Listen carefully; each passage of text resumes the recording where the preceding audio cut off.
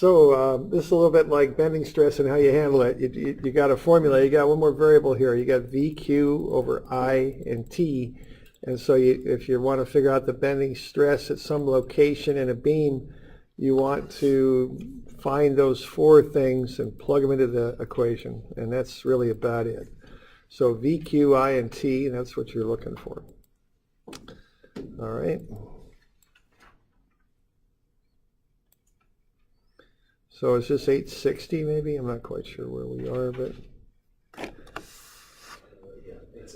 All right, let's say, thanks. Let's say we've got this beam. So we've got a rectangular beam, 20 millimeters. So what is that? Is that 200 millimeters? So 20 centimeters by 30 centimeters. And we're going to apply a load to it as shown, 36 kilonewtons. And we want to figure out what the shear stress would be at point 1 there on the beam. So point C1. So point C here is on the length of the beam, 1 meter over from A. And then on the beam itself, we want to go 80 millimeters up from the bottom. So for some reason, we want to know what the shear is right there. And I can get to the some reason here after we do this. But for now, let's just calculate the shear stress there. Okay. So we're talking about right about there. Really hard for me to get this, get the accuracy I'd like, but right about there, okay? You all okay with what I'm talking about there, the fixing the views there and getting to point C1? C's on the length of the beam, 1 meter from A. 1 kicks us up 80 millimeters from the bottom. So right in there, all right?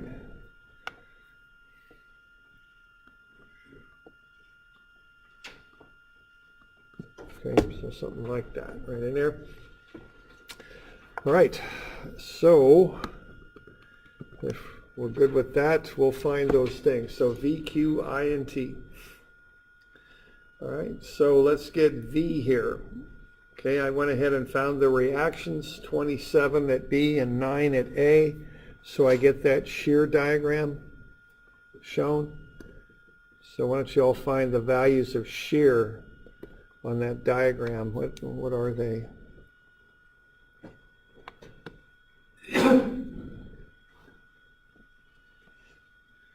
So at point C, what's the shear going to be? Do you suppose?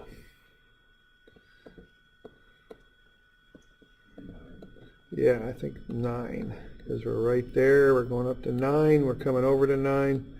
So right there, the value of shear is 9, okay? And that's actually 9,000, isn't it? Because those are kilonewtons. Yeah, 9 kilonewtons. So V sub C is 9 kilonewtons, otherwise known as 9,000 newtons. We're probably going to want to stay in newtons and meters on this thing, okay? That's our V value. Right. That's what we're going to use to find the shear at that point. What about if it's a slope, like a triangle? If the shear diagram were a triangle, you'd have to figure out what the shear value was 1 meter over from A. So you'd probably deal with the slope or something like that, and kind of figure out where it's at. Okay. All right. Then we find I. Now I is for the entire beam, because this shear formula is really derived from the bending stress formula. We want to find I for the beam. Base times height cubed over 12 comes out to be 0.00045 meters to the 4. So I'm staying in meters there, so I'm taking 0.2 meters by 0.3 meters cubed over 12. All right. So we got 2 of them. We got V, we got I. I think T is pretty dang easy. It's the thickness of the beam, 0.2 meters. That's easy. Okay. So that's 3 of them. Okay, now the last thing we want to do here is find Q. So we good on V and Q, or excuse me, V and I and T. Okay. And when I'm doing a problem like this, that's how I think about it. I don't be thinking about the whole dang thing. I just think about V until I get that figured out. And then I think about T, and then I think about I, and I just get those things independently figured out. I plug them in when I'm done. Hey, what is T? T is the thickness of the beam. 200 millimeters? Yeah. Oh, yeah. 0.2 millimeters. Okay. Good. All right. So, you know, and I'll just tell you, on the final, I'm going to give you one of these. I'm going to give you a bending stress formula. So what you're going to do to study for this so you get this stuff right is first you're going to look at that formula and you're going to figure out what M and C and I are.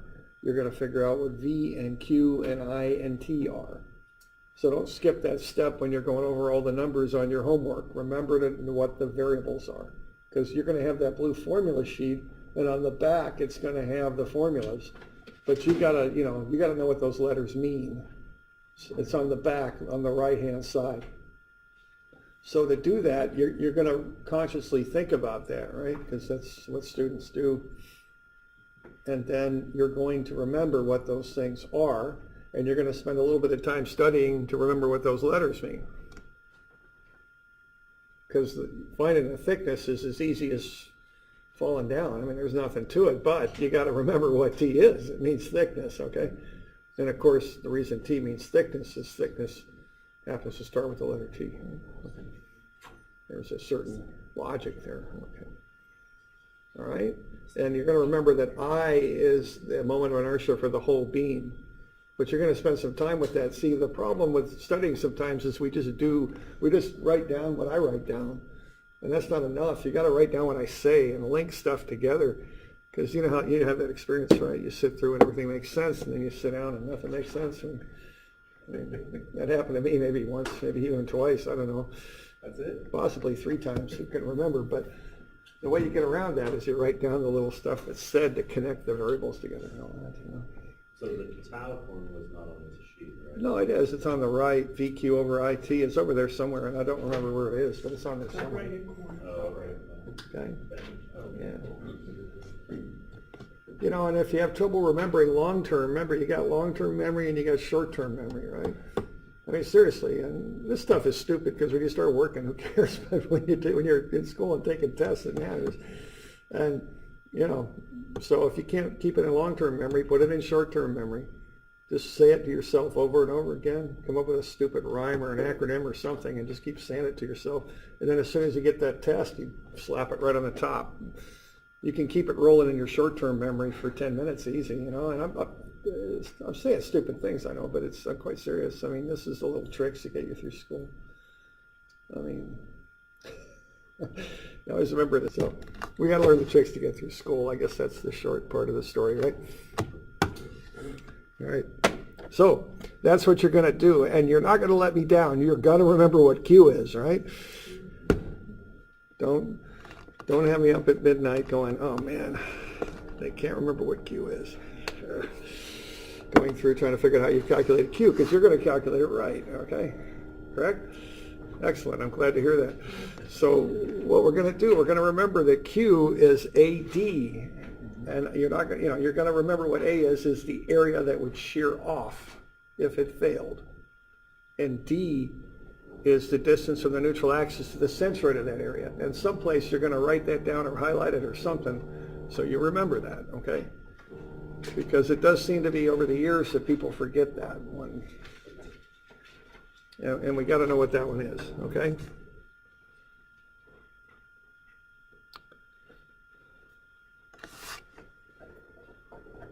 So we good with that? All right. So if this thing breaks, what area is going to shear off? What's that now? Either side. You really can analyze it as either side. I usually think of it as a smaller half, a smaller piece is shearing off. Okay, so if that thing breaks, that's going to shear off down there. Okay?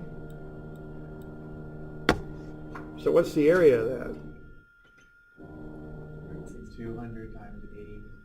Yeah, and get it into meters, right? You want to be in meters. But yeah, it's 0.2 times point. 0.08. Yeah, right. And whatever that is. That's 16. 0.016? No, 0. 0.016? Okay. All right. There you go. Now, what's the distance from the neutral axis to the centroid of that area? Well, the centroid would be point 0.4 or 0.04? That would be from the bottom up, but Right. we're going to come from the neutral axis, which would be, for a rectangular beam, that's pretty easy. That's just right down the middle, eh? Okay. And then we're going to come down is what we're going to do. So we got to take our 0.3 minus the 0.04 that you were just talking about, the difference.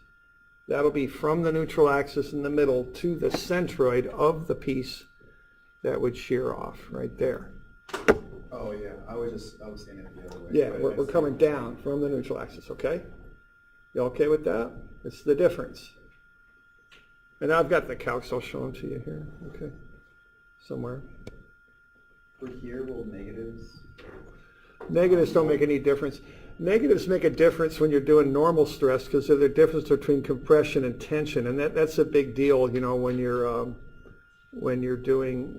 analyzing things, because materials handle tension and compression differently, you know. Concrete is a good example of that. You really got to determine whether you're talking about tension or compression with concrete, because concrete handles compression quite well, but tension not well at all. But shear, plus or minus shear, doesn't really make much difference, because all you're talking about is that versus that. And so there's really no difference in how a material handles shear with different signs. If a material says a certain strength in positive shear, it has the exact same strength in negative. So we just kind of blow off signs on shears from my experience. They don't really seem to care. Okay. And it's just What about a torque shear? torsion, same thing. I mean, it's just all, you know, I can't think of something that would handle torsion one direction but not the other, or the shears associated with it, you know. Right, but I mean like straight on shear versus torque. Oh, well, shear is kind of shear. I mean, there's different sources of it, but you get to the shear, it's pretty straight up. Now, the one thing when you're doing torsion, you got to account for signs sometimes, because, you know, you get, when you start adding torsions up, like those ones where you had multiple torsions, you got to watch your sign on that. But the sign on a shear, it's not that big of a deal, regardless of its source that I can think of. Okay, so there's a little graphic that shows what those things are. Okay?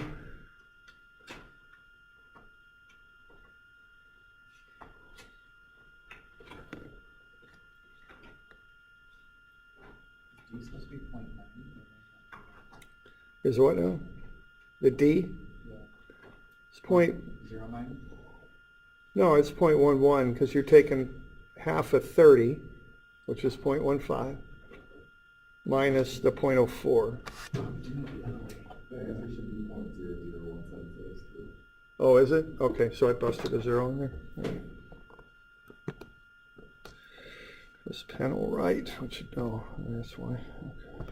So I got a little bust there on the order of magnitude. Thanks. So 0.0076. Okay, file. Print. Oh, come on. What page am I on? I'm on 15. Really? Oh, that's really something. Can I do that? I'm going to get into trouble. Fill in printable region. Yeah, I definitely don't want to do that. Well, let me do this. 15 to 15. Probably not, huh? Probably crash it. Is this page 15? I think it is. Oh, it's 61 pages in this thing. That's a lot of pages.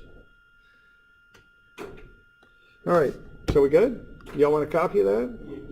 Yeah, I'll print it up. I'll see if I can get you one. Okay. If you're online, just screenshot it. All right, are we good with that? So we're looking at that red area, hatched area on the bottom of the beam shearing off. We get the area of it. We find the distance from the green centroid at the middle down to that centroid. So we're going 15 for a total from the neutral axis down to the bottom of the beam, but half of 80, so that's 0.04 meters up. The difference is 0.11. Okay.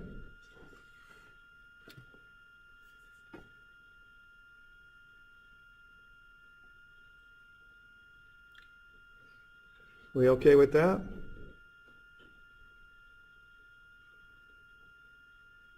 Seems we are, okay. That's good. So now we got everything. We got V, we got Q, we got I, we got T. We've calculated them all up, we plug them in. Okay.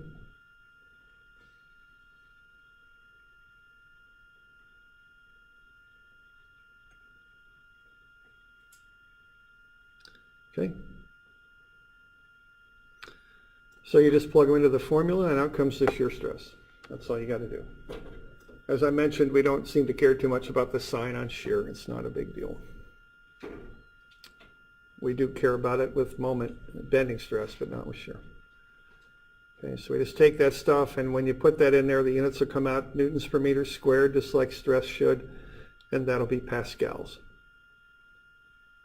Okay.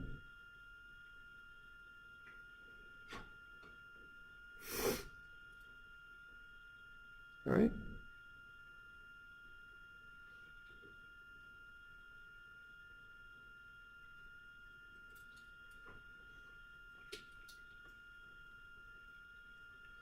So there you go, 176,000 newtons per square meter.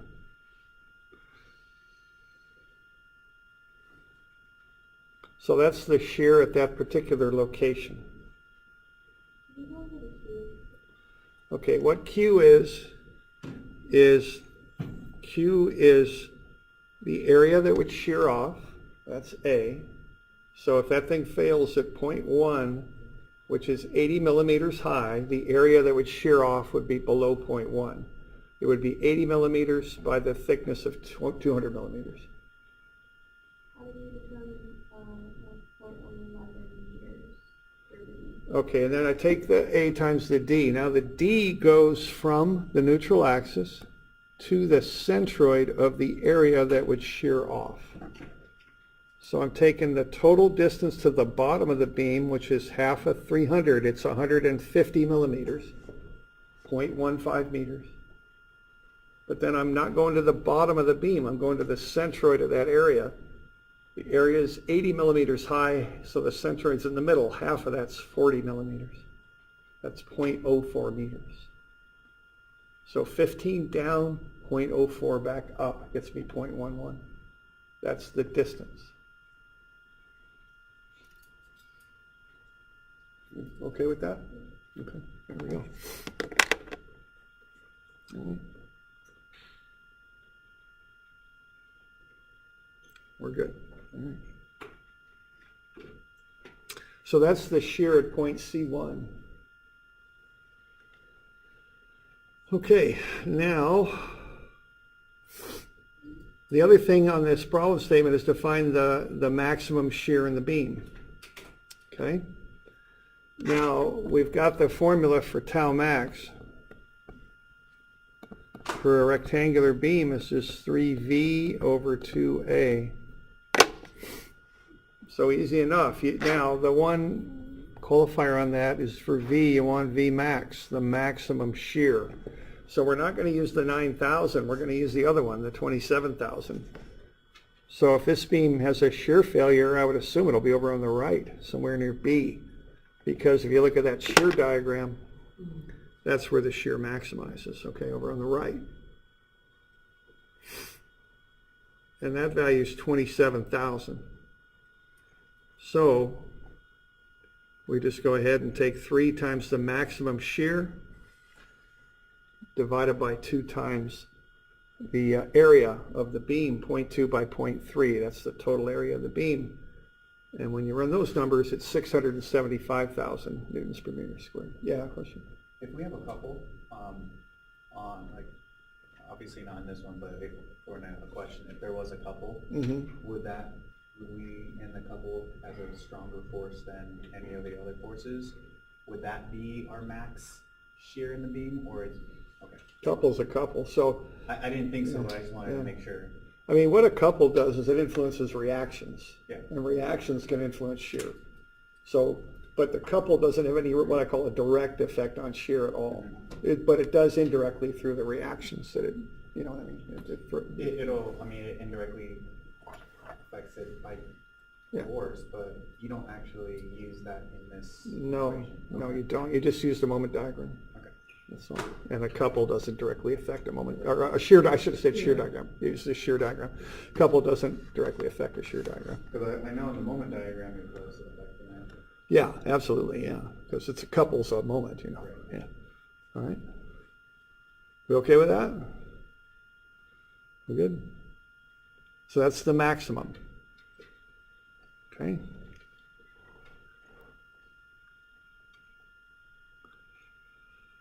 So we're good with that. Okay, so now the next thing here is the shear at C1. Now you're probably saying, why do I want to know the shear at C1? And that's a good question, and I will answer that one now. So thank you for that question. Okay, so we're on 870 now. There's something called shear flow. Okay. And let's look at built-up beams. There's lots of ways to make beams.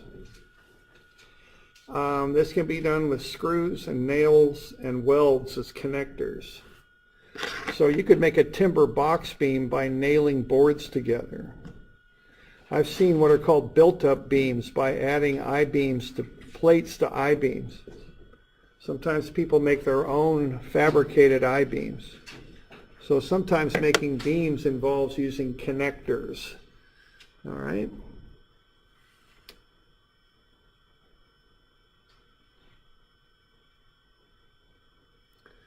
So what you can get on those connectors is stress buildups.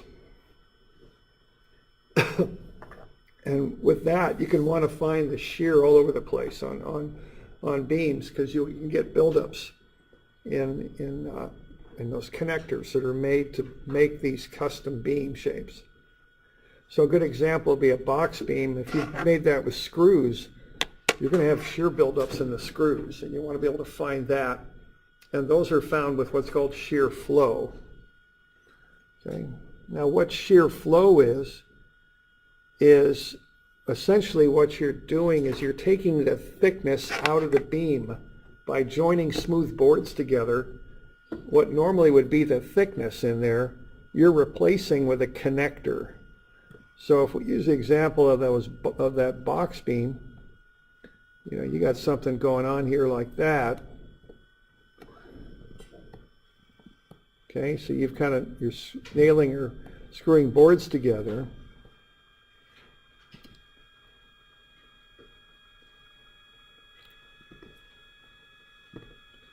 So what you're doing there is you're putting, let's say, screws in here. All right, now normally the thickness would be that line that I drew through there. But see, that's not a solid material in there. That's two boards that are just bearing on each other. There's no T in there anymore, okay? So what you're doing when you make a built-up beam, essentially, is you're removing T from the shear equation, and you're replacing it with a connector.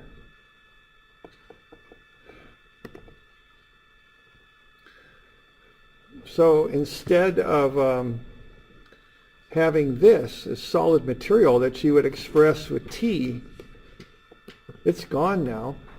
And you're going to have all that stress build up in a connector that you're putting through there, a spot weld or a nail or a screw. So what shear flow is the shear formula without the T.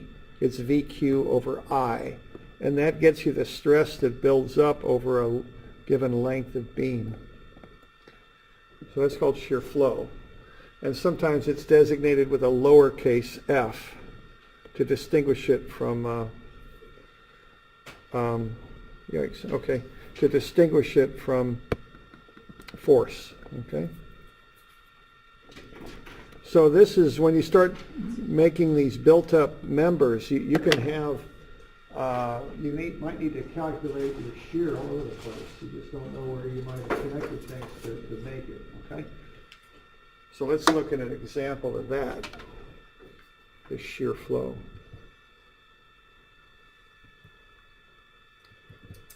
Okay. So let's say we've decided to make an I-beam in somewhat of a crazy way here. We're nailing these little flanges onto the side of a big central beam. Let's say we're doing that.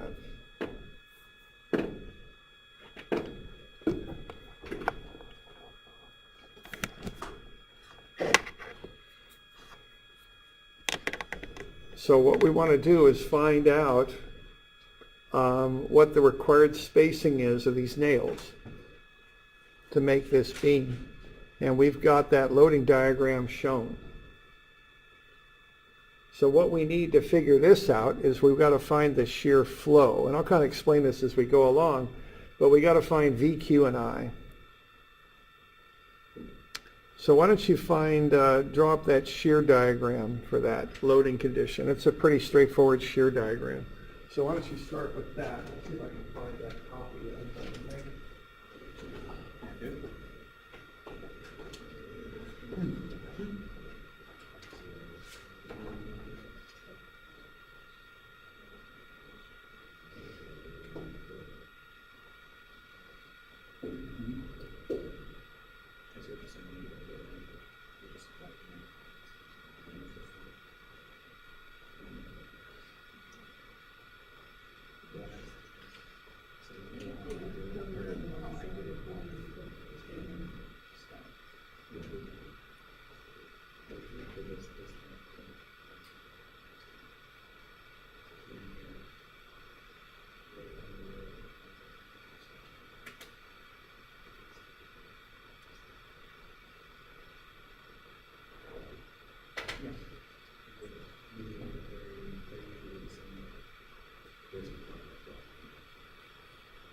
Yeah, no, I'm saying here it is. Oh, right. Well, when you start getting triangles and distributed ways, Yeah. and then you start getting a, and that gives you, so you get a triangle, and you shear background, which then gives you a curve. Yeah.